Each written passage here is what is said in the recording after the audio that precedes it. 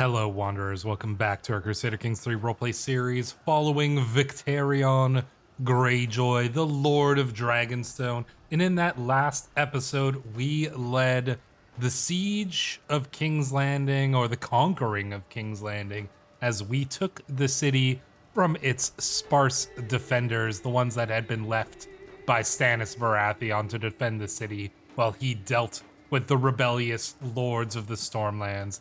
Well, we conquered the city, and then we had a choice of what to do with it. And I listened to some of the suggestions, and there was a lot of different ideas of how this all could play out. And one idea that I did think was really interesting that I did want to pursue was the idea of all of the, of Makoro perhaps finding all of the wildfire underneath King's Landing and using it for some like huge sacrifice, essentially like burning the city to sacrifice it for the Red God. And I looked into seeing if I could possibly trigger the burning of King's Landing event that is possible when Aerys Targaryen is in the city and the city gets attacked by an enemy army. Unfortunately, I could not, despite a lot of effort, figure out a way to get that event to trigger properly, and so it just didn't seem like it was going to work out. I thought there was a cool idea there of a huge sacrifice, and then who knows, maybe that would have something like, maybe the sacrifice would trigger something with the magic of the dragons, or there's a lot of interesting ideas that could have gone along with that. Unfortunately, couldn't really make it work out. So I did decide to go with my original idea, and I do think that this is a very logical progression of events, and that is the idea that Victarion might ransom the city to Viserys and Tywin. Now, he might put it up to the highest bidder, but really, the ones who are going to be potentially paying the most for it and who have the most to gain from taking King's Landing is Viserys and Tywin. And so I thought that idea made sense. And you can see here that the army of the Iron Throne, although they didn't have the Iron Throne, the army of Viserys and his supporters out here outside of King's Landing.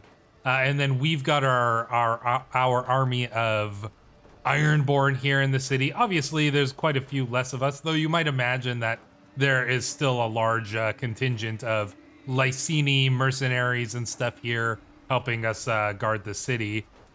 And so I imagine the scenario unfolding, perhaps something, it's a cool idea to imagine, Tywin, Viserys, maybe even Tyrion getting himself involved here. I could imagine there's this possibility where these characters are interacting here with Victarion, outside the walls of King's Landing, a negotiation. They've got this massive army. Victarion has his army here, like poised and ready just to like raze the city to the ground. Perhaps they even threaten the use of wildfire to like destroy the city, basically. And the idea here being that if they destroy the city, almost all of the value of holding King's Landing, all of the legitimacy that it gives to the holder disappears if it's just a smoking ruin. And so there's a lot of incentive for Tywin to do whatever needs be done in order to take the city. Now, he might think of subterfuge, he might think of war, but perhaps the easiest thing and the most straightforward thing is simply to pay the Ironborn to go away. And, there is that possibility there. And so that is exactly what I've done. You will see that King's Landing is now in the hands of Viserys. And the way I kind of went about that was basically I subtracted large amounts of money from Viserys, from Tywin, and then I'm imagining that Tywin wouldn't have, paid everything himself. He would have gone to, Mace Tyrell and the other lords paramount and made them pay up as well. And so I subtracted some money from all of them. Essentially, this is them going into, pooling all of their resources, all of their all of the treasure that they keep in their holds, in their holdings, so tightly kept, and they all had to ante up for the ransom of King's Landing. And as you can see here, we now have a tidy chunk of money, but that's not really all that much money, and I didn't feel comfortable putting them further in debt than like 1,000 gold. So that's pretty much what I subtracted from. I did 1,500 from Viserys, as kind of the king and like all of the treasure that, and that would be held by, him personally and whatnot. But, he probably wouldn't even have that much, I suppose. But either way, subtracted from 1,000 from Tywin, 1,000 from Mace Tyrell, and then 500 each from House Derry and House Grafton here. So everybody anteing up, paying a little bit into the pot to ransom this city, with the assumption that, they're probably going to,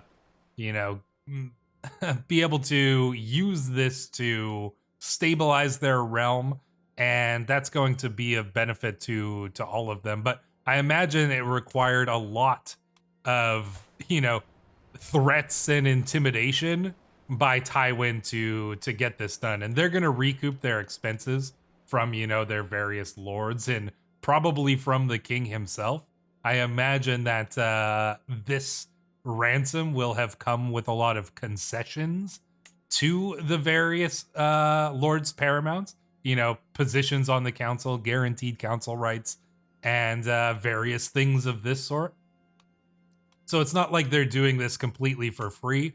They will have had some demands, that are going to be made because of this. So that's just something to consider from their end. I feel like that's a plausible outcome of all this. But you have to consider that, the 4,500 gold we got, which is a reasonable sum there, isn't that much money for an entire city like King's Landing. Surely it would be worth more than that. So what else did we get in this bargain? Well, I considered what we could get out of this. Now, obviously, we paid the iron price, like Victarion himself paid the iron price to get the city. So we are the ones who get the gold, but we are a loyal vassal of our nephew, King Theon Greyjoy.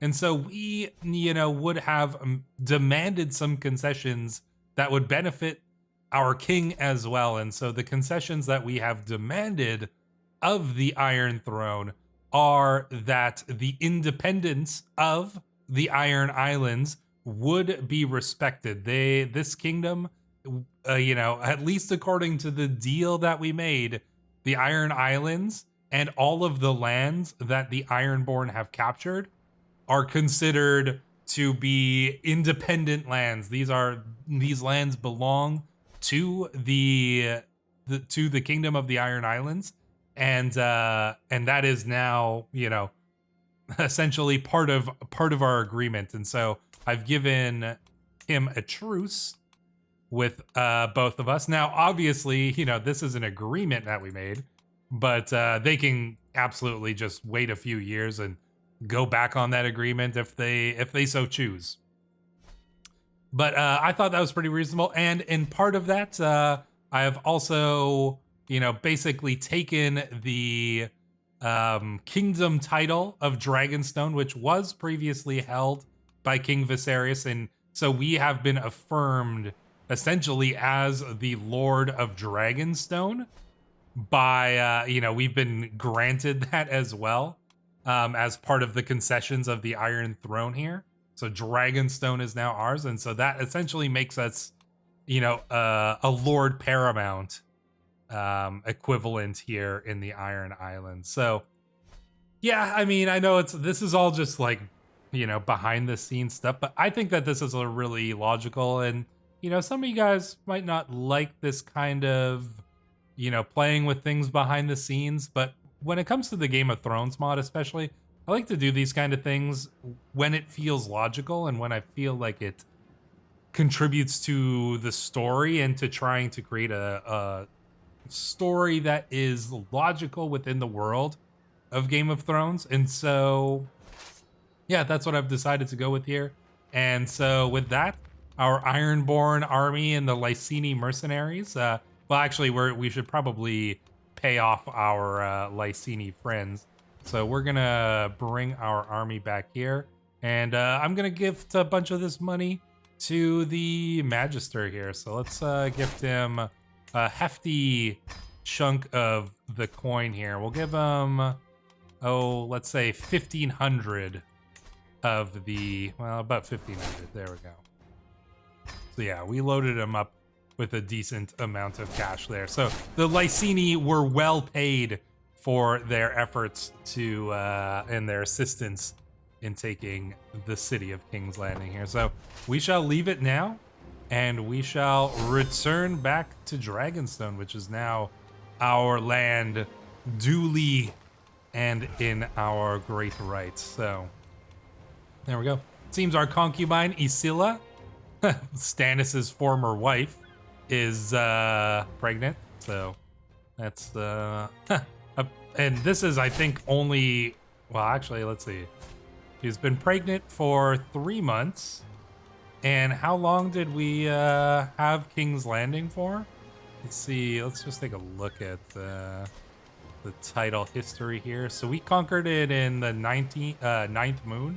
It's the 12th moon, so 3 months ago. So yeah, she got pregnant basically immediately after we captured the city. So, don't need to explain to you guys, how that all played out. But regardless, Victarion is, he's an Ironborn conqueror. That's exactly what we can expect to happen here. So now that this has happened here, I wonder if Viserys is going to, well, I guess he can't switch his capital until after he's taken the lands surrounding King's Landing here. He does need to secure the city from the Stormlands, one should consider as well. Like, the Stormlands does still have a little bit of an army, although it is greatly diminished after they lost that war in the rebellion of the Stormlands lords. So their army is certainly weakened, but it will be important for Viserys and Tywin to capture the rest of the city. So, oh wow. What happened here? War to free captives. Damn. Oh, wow. Theon must have just gotten... Oh, Theon just got obliterated here, his army. Did he try to lead it himself? I think he did try to lead it himself, and his army just got annihilated there. Theon. He's got high prowess because we gave him swordfish.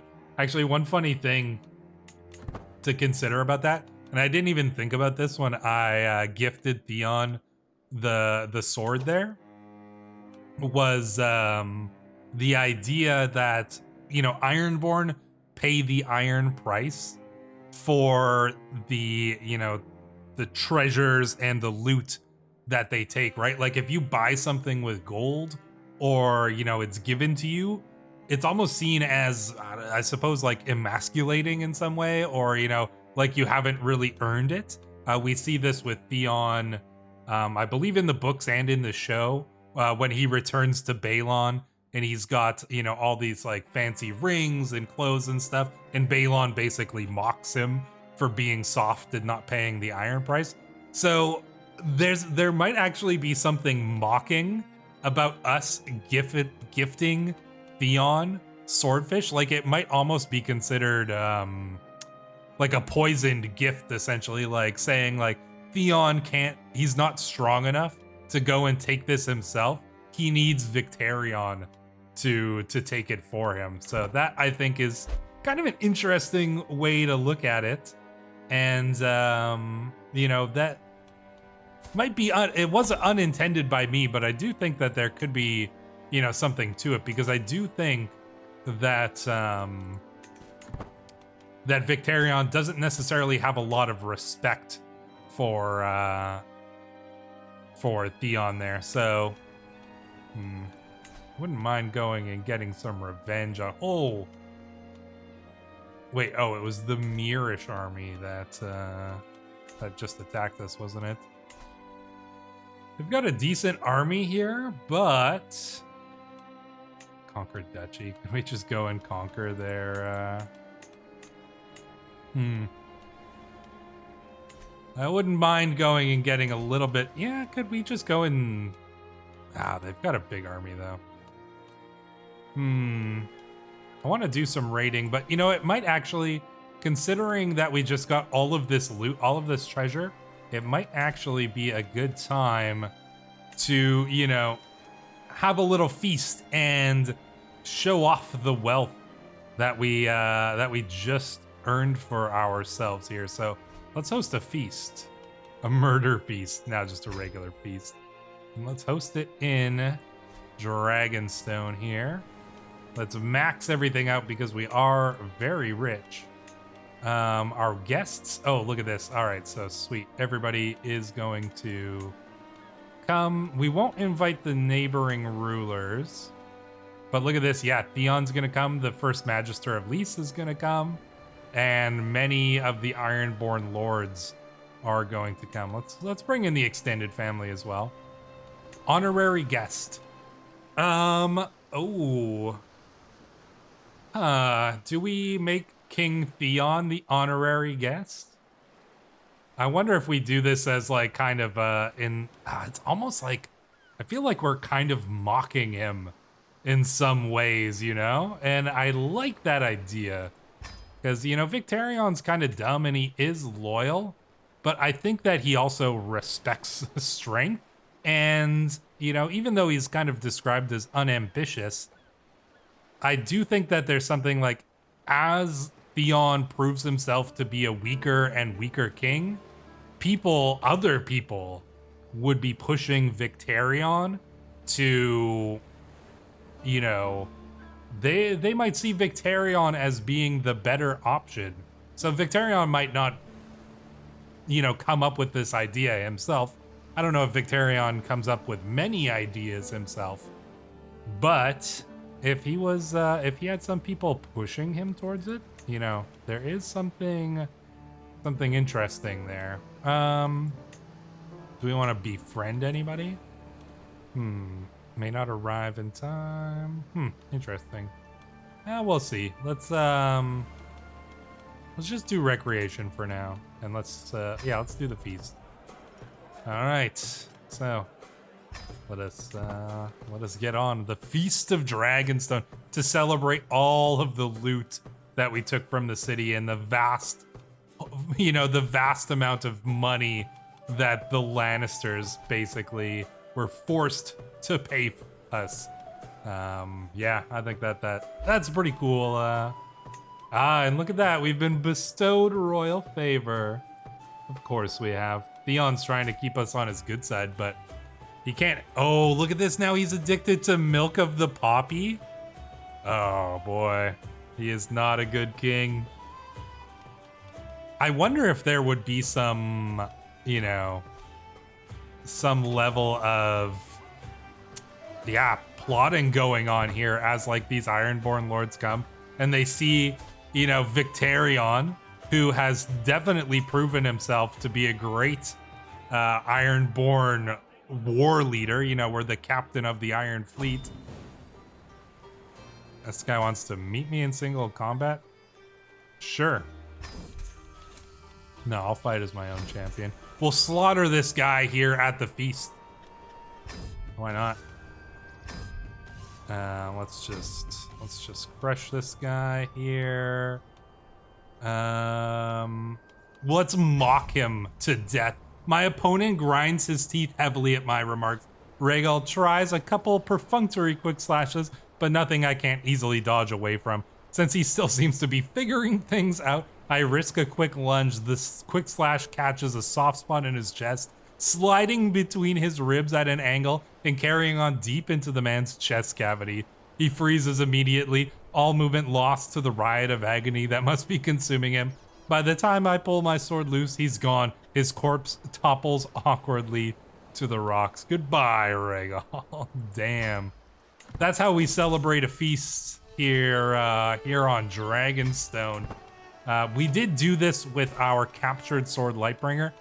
Now, I will point out, you know, it's fairly, at least it's fairly clear to me in the books that, like, the sword Lightbringer that Stannis has is not the actual Lightbringer. It is just some sort of trickery or witchery by Melisandre. But if we manage to capture that sword, I think that as somebody devout to the Drowned Flame, well, one thing to consider is that Victarion might not realize that this isn't the actual Lightbringer.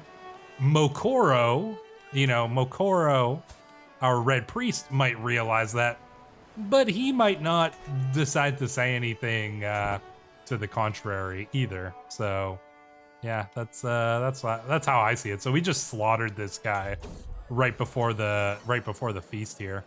Oh, and look at this. Isilla Royce has given us a son. What shall we name him? Alton, Dagon. Dagon's all right. Alan, Dagbert, Harlan. I like Harlan. That's a good name. Harlan Greyjoy. Excellent.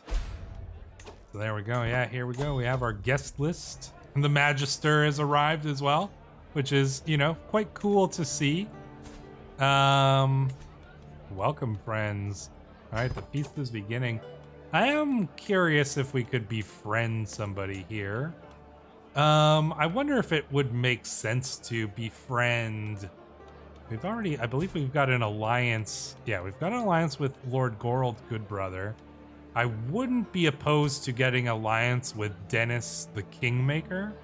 House Drum could be a good one to potentially get on our side. So I'm gonna see if we can end up befriending him and bringing him over onto our side here. So we get close to Lord Dennis here. Let's see if we can. Let's see, diplomacy challenge. You're fun, but not that fun. You got some opinion of us, which is good. Oh, House Piper killed Quentin Greyjoy. I don't even know who this is. Some random Greyjoy branch. Inheritance. Lord. Oh no, wait, this is something else here. The wine, we cracked open the old barrel. Well, we're obviously gonna pay for it here. But yeah, okay, here it is. Damn. Lord Wayne the Old, or Old Wayne as he is known, died under mysterious circumstances. And he had a son, but his son died from being sickly. So Lord, or Old Wayne here, died under mysterious circumstances. I wonder who actually killed him. Interesting. Well, that's a matter for another time. Although he did die at the feast, so, well, you know, there's been a couple deaths at the feast here. What right does Lord Tom think he has to claim that my ideas of warfare are misguided? Oh, House Cod? Claiming that my ideas would break down in the moment of combat is met. What does he know? Oh, wow. Yeah, this guy, oh, he's King Theon's marshal. We're the Lord Captain of the Iron Fleet.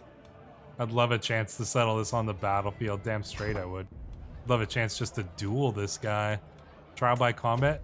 Goat him? It's too bad we can't offer a duel.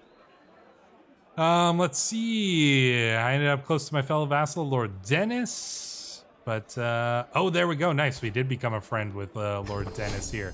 That is going to be highly advantageous. House Drum is a powerful host here. The feast is starting to draw to a close, and my visitors are surely expecting me to lavish a little attention on King Theon, our esteemed guest of honor. Traditionally, a complimentary toast and a deep drink of tea does the trick. Not tea, ale, I'm sure. Then again, all Theon did was turn up. This feast was my idea. I paid for everything, and I hosted everyone. So we could leave a toast to Theon. He would gain highly esteemed for 10 years. Let us address the scullion of the hour. We could insult Theon, or we could say, or we could just take all of the credit for it.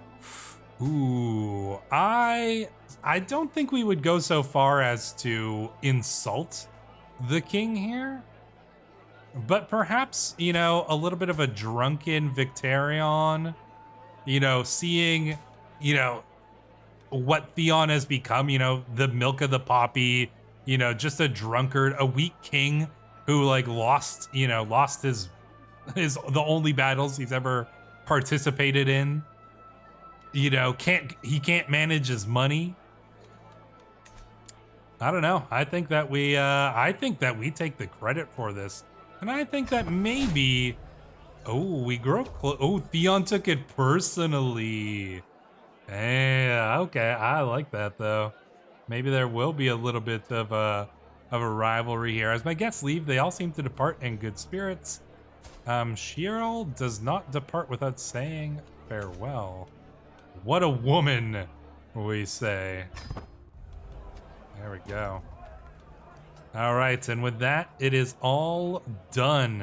We gain Great Banquet for 5 years. I like to think that this banquet here was, you know, a little bit of you know, maybe not Victarion, not purposely doing this, but, you know, some of his supporters, some of the people, you know, in our council, like Master Alistair here, you know, Andric, Dagbert, Ralph Kenning, Makoro. You know, I feel like some of these people might have been, you know, doing some plotting in the background, and, you know, people might be seeing what a weak king Theon is turning out to be, and so I wonder if it might become worth it for us to like claim the throne. We don't have a claim on it right now, but I feel like we could probably just claim it by right of conquest, honestly. So yeah, let me know what you guys think down in the comments. I'm curious to see, yeah, where we go from here, because it does seem like Victarion is presenting himself as the stronger of the you know, the strongest of the various lords here. So yeah, I'm very curious to see how things go. Our children are turning out well as well. Princess Sigrid here, she's had a son. Oh wow, we're already a grandfather. And then Prince Uragon here, I mean, aspiring blade master, robust. Yeah, kid's turning out pretty good. So yeah, things are going pretty well, I would say. But this story will have to continue in the next episode. Until then, Wanderers, thank you for watching.